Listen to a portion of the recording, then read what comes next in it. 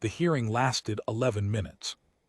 Rector Sorvan Vel of the Galactic Academic Consortium's Tyveth campus had timed it himself. 11 minutes to review the incident report, confirm the student's identity, and issue the formal expulsion decree. Efficient. Clean. He was proud of the number. He was less proud of what happened next. Cadet Mara Yun sat in the stone chair across from the rector's desk and said nothing. She was small by most species standards, compact. They called it in the intake forms. Her skin was a shade the medical office had logged as *warm brown*. Her hair pulled back in a tight knot, her hands folded in her lap. She had been sitting like that for the full 11 minutes. Not nervous, not angry, just waiting, the way a thing waits that has learned waiting is a skill. She was from Earth. The Tyveth Academic Consortium accepted students from 412 worlds. They had admitted 6 humans in the past decade. Mara Yun was the 7th. She was also, as of 11 minutes ago, no longer enrolled. The decision is final, Rector Sorvan said. His crest feathers lay flat, the way they always did when he was certain. The destruction of Laboratory 7 during your unsupervised experiment. The experiment was assigned, Mara said. Her voice was mild. Caused structural damage to 2 load-bearing walls and triggered a campus-wide atmospheric alarm. 3 students required medical attention. Bruises. Theron heal from bruises in about 40 minutes. That is not the point. I know, she said. The point is you're scared of me. The room went quiet enough that Sorvan could hear the ventilation cycling.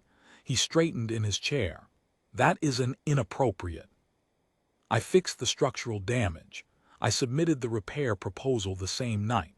The atmospheric alarm was caused by a controlled combustion byproduct that dissipated in 6 minutes.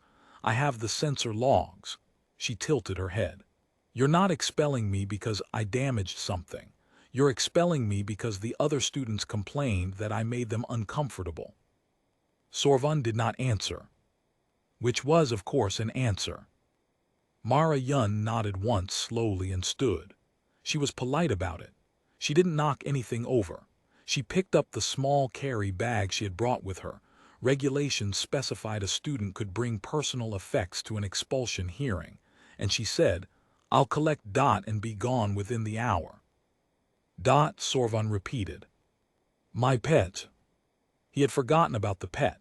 He checked the intake file quickly. Yes, there it was, flagged under *approved companion animals, processed through campus biosecurity 18 months ago.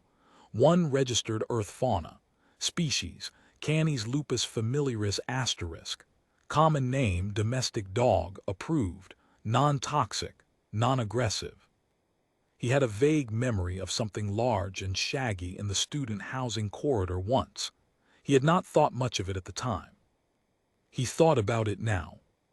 Proctor and Dalla was waiting outside the hearing room when Mara came out. Dalla was 3rd-year administration, small and quick-eyed, with the pale blue coloring of the Vrethian Deep Coast. She had been assigned to escort the expelled student to her dormitory room to collect belongings, and then to the campus gate. She had done this 3 times before. It was always sad and always simple. This time Mara Yun knocked twice on her dormitory door and said, Dot, walkies. The door opened. Dalla had prepared herself for a small animal. Tyveth campus had strict size restrictions on companion fauna, nothing over 40 kilograms, nothing with primary predator dental structures, nothing capable of. The animal that came through the door was not small. It stood at Mara's hip, which put its shoulders at approximately Dalla's chest height. Its coat was the color of winter, gray and white and pale gold, dense enough that it seemed to be wearing something. Its head was broad. Its ears were raised and mobile. Its eyes, when they turned to Dalla, were pale amber, and they held the particular quality of attention that Dalla had only ever seen in apex-class hunting fauna. This, Dalla said, is a domestic dog. Subspecies, Mara said. He's part Malamute, that just means he's bigger. The animal, Dot, sat down next to Mara's left leg. It made no sound. It simply looked at Dalla, and the look said something that Dalla did not have words for in any of her 3 languages. "He's friendly," Mara said. "He's enormous." "He's friendly asterisk and enormous. Those are both true." Dalla decided she believed the first statement. She was less certain the second statement was the comfort it was meant to be. They walked through the dormitory corridors, Mara carrying her bag, Dot moving beside her in perfect silence. Students stopped in doorways. Conversation dropped. Dalla noticed that the students who had been most vocal in the complaints, the ones whose names appeared in the incident report, stepped back from doorframes when Dot passed. The animal did not look at them. It did not need to. It simply asterisk existed at a scale that rearranged everyone's understanding of what existed asterisk meant. They reached the main atrium. Rector Sorvan was there because he had decided it was appropriate for a rector to oversee the final departure, dignity of process, closure. He had stationed himself near the main gate with 2 administrative staff, and he had prepared a brief formal statement about the consortium's expectations and the students' future options. He did not deliver the statement. What happened instead was this. Mara Yun crossed the atrium, reached the gate, and stopped. She turned and looked back at the campus, the carved stone archways, the research towers, the library dome, the place she had spent 18 months learning at a pace the other students called asterisk alarming and she called asterisk normal asterisk. Her face did not change much. Humans were difficult to read, Sorvan had always thought, but something moved in her expression, something old and quiet and tired. Dot, standing beside her, turned to face the atrium. And then he sat down in the gate. Not beside it, not near it. In it. He filled the archway with approximately the same efficiency that a load-bearing wall fills a structural gap. His tail, thick as a rope, long as Sorvan's forearm, lay across the threshold. His head was up. His ears were forward. He was looking at Sorvan with an expression that was, Sorvan realized, the animal equivalent of "I am waiting for you to make a decision." "Mara," Sorvan said carefully, "your animal is blocking the gate." "I know," she said. "Please move him." "He doesn't move unless I tell him to." "Then tell him to." Mara looked at the rector. Then she looked at the gate.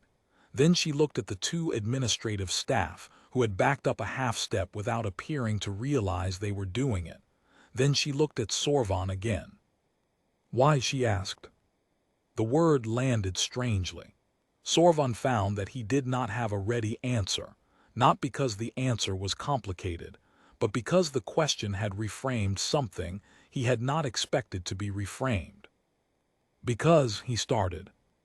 "You've already expelled me," Mara said. "You've already made your decision. I didn't argue.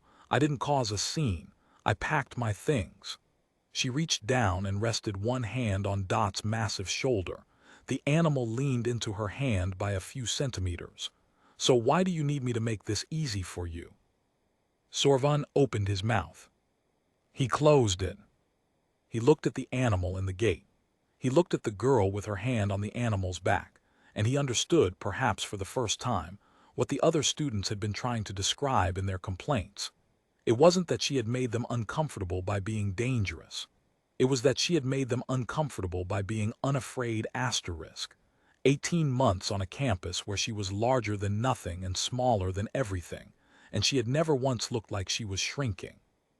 She just looked like a person who had learned, somewhere very young, that the world would try to take things from her, and that the correct response was to stand in the archway and wait. "The experiment," Sorvan said slowly. "You said the repair proposal was submitted the same night."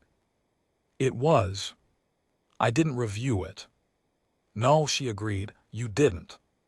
The ventilation cycled. Somewhere in the research wing, someone dropped something metal and it rang off the floor. Dot had not moved. Sorvan thought about 11 minutes.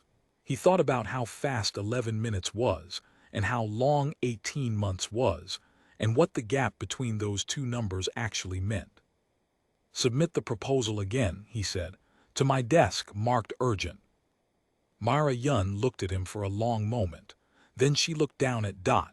She said one word very quietly. Dot stood up. He walked 2 steps forward, turned in a circle with the easy grace of something that has never once doubted its right to occupy space, and sat down beside Mara's left leg again. The gate was open. Nobody walked through it. Mara Yun's expulsion was formally suspended pending review of the repair proposal. The review took 4 days.